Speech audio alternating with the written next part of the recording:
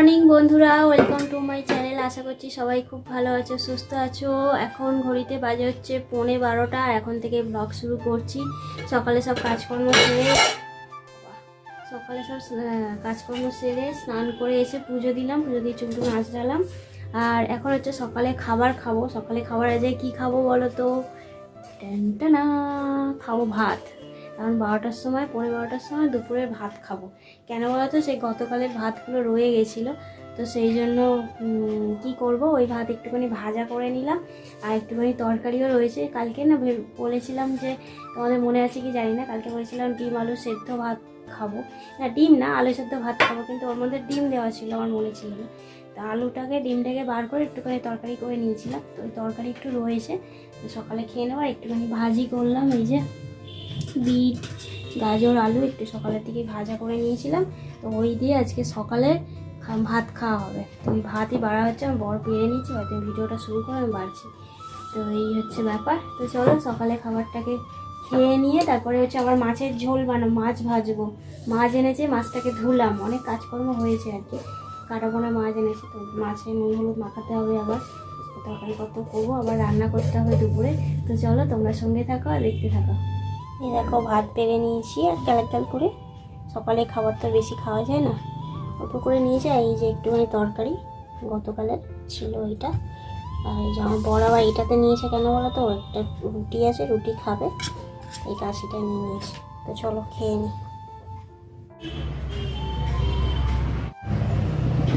আজ ভীষণ ঠান্ডা পড়েছে, তো সেই জন্য, আর যেহেতু আমি সকালবেলা একটু ভাত খেয়েছি, আর ভাত খেলে না বেশি ঠান্ডা লাগে।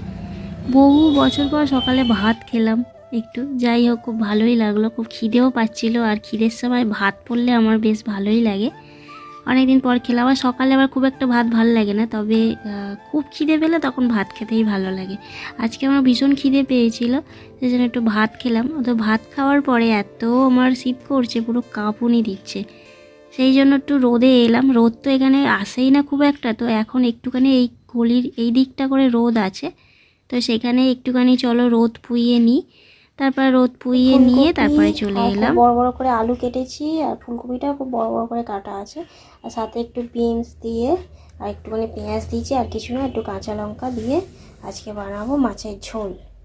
শুধু ঝোল আর ভাত করবো। আর এই যে মাছটা, এর মধ্যে মাছের মাথাও রয়েছে অর্ধেক। চলো এটাকে ভেজে নিই, ভেজে নিয়ে ঝোলটাকে চাপিয়ে দিই। দরজাই খোলা যায় না।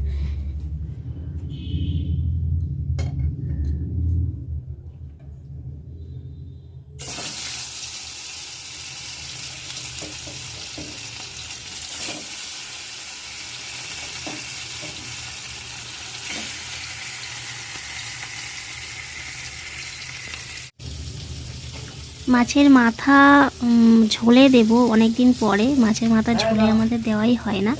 মাছের মাথা নিয়ে এলে ওই মুগের ডাল করা হয়, নইলে বাঁধাকপি করি। এছাড়া মাছের মাথা কখনো ঝোলে দিই না। আজকে এই অর্ধেক মাথা ওই মাছের সাথে এনেছে, ওটা একটুখানি ঝোলে দিয়ে দেব। আর মাছের মাথা ভাজতে গেলে দেখতে পাচ্ছ আমি এতটা ভয় পাই, কতটা দূরে আছি। মাথাটাকে নাবাবো সেই ভয় করছে খালি।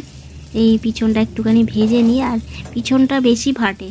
পিছনটা মানে তেল উল্টে দিলেই ফাটে, তো কীরকম করে মাথাটা নিলাম দেখলে। তো চলো মাছের মাথা তো ভাজা হয়ে গেল, এবারে সবজিটা আনি। চলো ঘরে রয়েছে, ওটাকে নিয়ে আসি। আর ফুলকপিটা একটু ভেজে নেব, ফুলকপি আর আলু দুটোই ভেজে নেব। একটু ভেজে নিলে একটু রান্নার টেস্টটা হয়ে যায়। যেহেতু আমি খুব বেশি মানে একদম বেশি মশলা দিয়ে করছি না, সেই জন্য সবজিটা একটু ভেজে রান্না করলে আরও টেস্ট হবে আমার মনে হয়। আর একটুখানি জিরে ফোড়ন দিয়ে দেবো। ফুলকপিটা আলুটা আগে একটু ভেজে নিই, ভেজে নিয়ে আর বিনসটা একটু নেড়ে নেব হালকা একটুখানি, এর মধ্যে একই সঙ্গে দিয়ে ফুলকপিটা আগে ভেজে তুলে নিই। তারপরে আলুটা আর বিনসটা একটু কড়াতে নেড়ে নেব। তারপরে ওই কড়ার মধ্যে তেল দিয়ে জিরে ফোড়ন দিয়ে একটুখানি মশলা দিয়ে করে নিচ্ছে। একটুখানি খালি পেঁয়াজই দিয়েছি, আর কিছু মানে আদা রসুন দিইনি। বরফের মাছ তো একেবারে পেঁয়াজ না দিলে একদম ভালো লাগবে না, সেই জন্য একটুখানি পেঁয়াজ দিয়েছি, আদা রসুনটা দিচ্ছি না। তো এই যে কষিয়ে নিয়েছি, কষিয়ে নিয়ে আমি জল দিয়ে দিলাম। আর একটু বেশি পরিমাণে ঝোল করব, কারণ যেহেতু একটাই তরকারি হবে আজকে, আর অন্য কিছু করব না, চচ্চড়ি আর কিছু করব না, এইটা দিয়েই হয়ে যাবে, কাজ চালিয়ে নেব। আর ঝোল ভাত হলে আর কি চাই বলো বাঙালিদের। আর শীতকালে তো একটু গরম গরম মাছের ঝোল আর ভাত হলে আর কিছু লাগে না। আর সবজি, এই সবজি বেরিয়েছে এখন, একটু শীতকালে এই সবজিগুলো একটু খেয়ে নিই। তারপর তো গরমে শুধু ঢ্যাঁড়স আর পটল। একটুখানি জল দিয়ে একটু গরম হয়ে গেছে জলটা, তারপরে মাছগুলো আমি দিয়ে দিলাম, সবগুলোই দিয়ে দিলাম। আর না, সবগুলো দিইনি, 2 পিস মাছ ভাজা রেখেছি, ওটা ভাত পাতে খাবো। মানে ওই পেটির মাছ দুটো রয়েছে, ওটা পেটির মাছটা বেশ ভাজা খেতে ভালো লাগে, তো এই দুটো রেখে দিয়েছি, ভাত পাতে খাবো। আর একটুখানি তো বিট আলু যে ভাজা করেছিলাম সকালে, ওটা একটু রয়েছে, তো ওই ভাত খাওয়ার সময় ওটা দিয়ে আর মাছ ভাজাটা দিয়ে কাজে লাগিয়ে নেবো। ব্যাস, এরমভাবেই আমরা করি, মানে এরমভাবেই কাজ চালাই আর কি। আর এখন ওই রান্না বান্না সব হয়ে গেছে, রান্না টান্না করে ভাতে ফ্যান ফ্যান ঝেড়ে রান্না করে নিলাম। নিয়ে আমি গ্যাস ওভেনটা একটু মুছে নিচ্ছি। আর ওইদিকে ঝিঁকটা দেখতে পাচ্ছ, ঝিঁকটাকে মেজে নেব একটু, একটু দেখলাম কালি পড়েছে, তো সেই জন্য একটু মেজে নিই। আর বাকি সব যেরকমভাবে মুছে নিই প্রত্যেক দিন, একটু মুছে নিই। আর রান্না করতে গিয়ে এখানে সব সবজি টবজি পড়ে যায় ভিতরের দিকে, একটু মুছে নিলে সুবিধা হয়। প্রত্যেক দিন ওভেন তুলে মুছি না, ওই 1 দিন 2 দিন ছাড়া এরকম মুছি। আর সবজি পড়ে যায় ওই ফাঁক দিয়ে, না পুরো পড়ে যায়। এই দেখতেই পাচ্ছ, এই দেখো সবজিগুলো ওই ভিতরের দিকে ঢুকে যায়, ওগুলো একটুখানি তুলে পরিষ্কার করে নিলে জিনিসটা দেখতেও ভালো লাগে, পরিষ্কার থাকে আর কি। তো তারপরে এই চলো বাসন টাসন মেজে আসি। এই যে বাসন টাসন মেজে চলে এলাম, রান্না বান্না করে বাসন মেজে চলে এলাম। আর কি, এখন ঘড়িতে বাজে হচ্ছে 2টো বাজতে যায়, 2টো বাজে, ওই কিছুটা বাকি আছে, কিছুটা। মাছের ঝোল, ফুলকপি আলু দিয়ে মাছের ঝোল, আর বিনসও দেওয়া রয়েছে, মাছ ভাজা আছে, 2 পিস মাছ ভাজা। এই যে এই ভাতটার নিচে টিফিন কাটি আছে, এর মধ্যে ভাজা আছে, সকালের ভাজা একটু রয়েছে, মাছ ভাজা 2 পিস রয়েছে এর মধ্যে। এর উপরে ভাতটা রেখেছি কেন বলো তো, এইটা ভাতটা গরম ছিল তো, ওই জন্য এর উপরে রেখেছি যাতে এটা না হয়ে যায়। আর ঝিঁকটা আর বার করিনি, ওর উপরেই রেখে দিয়েছি। গুড ইভিনিং বন্ধুরা, এখন হচ্ছে 9টা বাজে, রাত্রি 9টা বাজে এখন। আজকে আর 9টা না 9:30 বাজে এখন। হ্যাঁ 9:30 বাজে। এখন আমি রুটি বানাবো। আসলে আজকে একটুখানি ছুটি নিলাম, তবুও কিন্তু একটুখানি ব্লগ আমি করলাম। ভেবেছিলাম একেবারেই দেবো না, আজকে দিনটা ছুটি নিলাম। অনেক দিন ধরেই ভাবছি একটু ছুটি নেব, আজকে একদিন ব্লগ দেবো না। তারপরে ভাবলাম যে না, কোনো রকমে একটুখানি অন্তত দিই আর কি, তো সেই জন্য তো এটাকে ছুটিই বলছি আমি, আজকে দিনটা ছুটি নিলাম।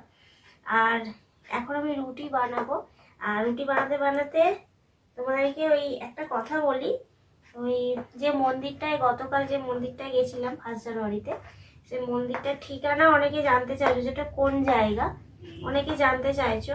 তো কমেন্টে আমি রিপ্লাই দিয়েছি একজনকে, কিন্তু